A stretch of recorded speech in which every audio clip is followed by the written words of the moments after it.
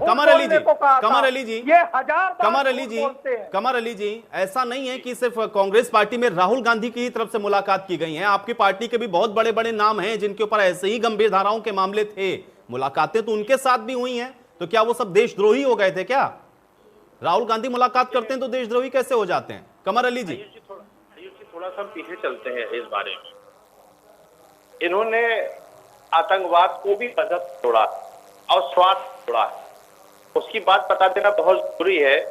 चाहे जामिया का मसला हो, चाहे मालेगांव का मसला हो, चाहे अजमेर शरीफ का मसला हो, बहुत सी, चाहे मुंबई का मसला हो, जहां जहां बम विस्फोट हुए हैं, इन्होंने अपने सुविधानुसार सिख आतंकवाद, इस्लाम आतंकवाद, हिंदू आतंकवाद, तो आप बताइए अपने सुविधानुसार इन्होंने आतंकवाद को भी मजहब के चश्मे से देखा। 25 साल बाद, 20 साल बाद जो लोग निर्दोष छूटे हैं, उनके लिए क्या सोनिया गांधी माफी मांगेंगी? राहुल गांधी माफी मांगेंगे? ये हमें आप बताइए, किनको बंद किया था आपने? अरे आपके पास एजेंसियों का इनपुट था, उन अधिकारियों के खिलाफ आपने कार्रवाई करी?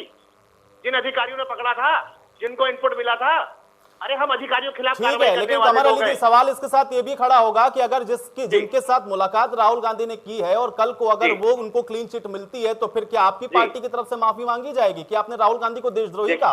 एक बात समझ लीजिए, हमारी पार्टी, एक बात को समझिए, हमारे वक्त पे आयुष जी कोई भी जातीय दंगे नहीं हुए हैं। कमर अली जी देखिए, नहीं, मेरे बात का सीधा जवाब दीजिए। आपने कहा कि राहुल गांधी को माफी मांगनी चाहिए, पुराने मामलों का जिक्र करते हुए आपने कहा कि इन्होंने आरोप लगाए थे, ये उनके साथ खड़े थे, इनको माफी मांगनी चाहिए। अभी मुलाकात की है, अगर इनको क्लीन चिट मिलती है, आपकी एजेंसियां देंगी ना क्लीन चिट, या कोर्ट ही देगा ना अगर क्लीन चिट? और अगर क्लीन चिट मिलती है तो क्या कमर अली माफी मांगेंगे या भारतीय जनता पार्टी माफी मांगेगी आकर के कि राहुल गांधी को उन्होंने देशद्रोही कहा? आयुष जी, क्या माफी मांगेंगे? उनकी खामोशी से बात सुनी, मेरी बात भी सुन लीजिए, बराए मेहरबानी थोड़ा सा सुन लीजिए मेरी बात को आप बिल्कुल खामोशी से। देखिए, जहां पे गलत होगा, हमारी बात को समझिए। माननीय प्रधानमंत्री जी ने, अगर हमारे यहाँ किसी ने कोई ऐसा काम किया, माननीय प्रधानमंत्री जी ने कार्रवाई करी, माननीय योगी जी ने कार्रवाई करी, 195 अधिकारी हमारे यहाँ तारीख में जेल है। हमारे यहाँ अधिकारियों को हमने जेल भेजा, हमने जो भी गलत इनपुट देगा उनके खिलाफ कार्रवाई होती है। हमारे यहाँ एक जांच के बाद दूसरी जांच होती है, हमारे यहाँ एक परंपरा है, इस बात को समझिए। आग बूंद करके हम इनपुट नहीं देते हैं कि इनपुट मिल गया बंद कर दो इसको, रेलवे लाइन कहीं खुल गई इनपुट मिल गया बंद कर दो किसी को, ये तरीका नहीं है। इनपुट पे काम नहीं चलता, आगे खोलना पड़ेगी। हमारे यहाँ 2-3 एजेंसियां काम करती हैं, उस एजेंसियों काम करके हमारे यहाँ निर्दोष को नहीं फंसाया जाता। मैं आपको बता दूं आपके चैनल के माध्यम से, माननीय प्रधानमंत्री जी मॉनिटरिंग करते, माननीय मुख्यमंत्री जी खुद करते, उसी की एक देन है कि हमारे यहाँ कोई भी आतंकवादी घटना हमारी सरकार के वक्त पे नहीं हुई है।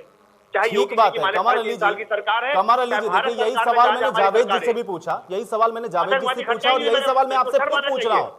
कमर अली जी, यही सवाल मैं फिर आपसे पूछ रहा हूँ। वो कह रहे हैं कि मतलब राहुल गांधी ने कहा कि अगर ये जो इनके साथ हो रहा है गलत है, मैं इनको न्याय दिलाऊंगा, उन्होंने क्लीन चिट देने की कोशिश कर दी।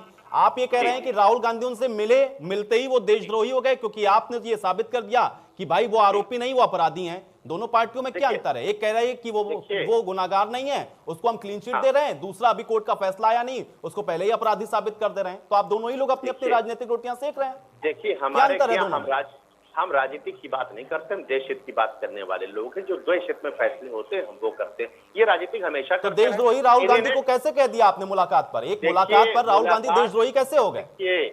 वो उनकी हमेशा डबल पॉलिसी रही है। डबल पॉलिसी मेरा कहने का मतलब ये है कि एक तरफ चोर से कहते चोरी करो, दूसरे शाह से कहते जागते रहो।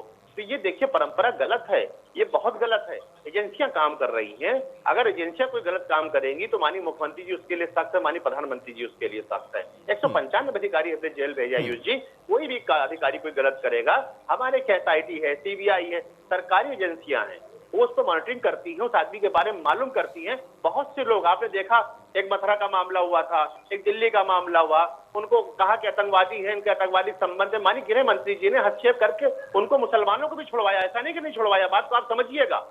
अगर किसी से कोई बातचीत कर ली है, मुसलमान मुझे यूं कहना पड़ रहा है इस समय, ये जिसके ऊपर राजनीति कर रहे हैं, हमारे वक्त पे अगर कोई संदेह के घेरे में आया है तो उसको छोड़ा भी किया, तत्काल छोड़ा गया। इस बात समझिए आप। कमर अली जी, जब 89 की बात चल रही है आयुष जी, तो बताते चले कि हाशिमपुरा दंगा कोई भूला नहीं होगा, जिसमें लगभग 10,000 लोग मारे गए थे, लगभग 10,000 हाशिमपुरा दंगे में। 89 की बात हो रही है, 7,500 दंगे कांग्रेस की देन है, कांग्रेस की हुकूमत। 2002 तक आए थे जावेद अहमद जी, 2002 तक आए थे। बिल्कुल, कमर अली जी, उसका भी जवाब दीजिएगा। बिल्कुल मैं उसकी बात का जवाब दे रहा हूँ, मैंने बिल्कुल जवाब दे रहा हूँ। 89 हाशिमपुरा दंगे, इसका जितने भी दंगे इतिहास रहे हैं। अरे क्या जावेद भाई आप सुनते रहिए, गलत बात आपकी आ रही है, झूठ बोलते चले जा रहे हैं। चलिए जावेद जी सुनेंगे, ये क्या तरीका आपका? जावेद जी सुनेंगे, आराम से सुनेंगे, वो और दंगे याद दिला रहे थे आपको, ठीक है, आराम से आराम से आराम से। जावेद जी थोड़ा शांत हो जाए, जावेद जी थोड़ा सा शांत हो जाए, नहीं बोला हूं ना, जावेद जी आप शांत हो जाए। देखिए कमर अली जी ने बहुत धैर्यपूर्वक सुना, आपने बहुत गंभीर आरोप लगाए, कमर अली जी बिल्कुल शांत बैठे थे, कमर अली जी ने बहुत शांति से सुना। मैं उम्मीद करता हूं कि आप इतनी शांति से सुनेंगे जावेद जी। कमर अली जी, आप मुसलमानों को बरगलाते हैं, मुसलमानों को हाशिमपुरा मरवा दिया आपने, बिहार मुसलमानों को मरवा दिया, गुजरात आपको शर्म आनी चाहिए, बिल्कुल शर्म आना चाहिए आपको शर्म आना चाहिए कि कांग्रेस के साथ आप खड़े क्यों हैं? आपके भाई आपकी बहनों को मरवाया गया है, आपकी बहन को मरवाया कांग्रेस ने, मालूम आपको? मालूम है आपको? अरे आपके वक्त आपने इस देश को टुकड़े करे, गलत तरीका डिबेट करता, ये अपनी अच्छाई को नहीं सुना है। आयुष जी, इस हिंदुस्तान के दो टुकड़े करने वाली कौन कांग्रेस है? कौन करे? जवाहरलाल नेहरू जी ने टुकड़े किए इस देश के, इस देश के टुकड़े जवाहरलाल नेहरू जी ना। इससे जितने भी हाशिमपुरा दंगे से लेके 7,500 दंगे इनकी देन है। हमारी सरकार में एक दंगा हुआ हो तो आप बताइए, इन्होंने जिसकी ये बात करते हैं, जिस खानदान से आते हैं, जिस मजहब से ये आते हैं, कि इनको शर्म नहीं आती। हाशिमपुरा पूरे हिंदुस्तान में कत्ल गारत उस कौम का हुआ है, कांग्रेस ने वोट भी हासिल किया और मरवाया भी और आतंकवाद भी बंद कराया।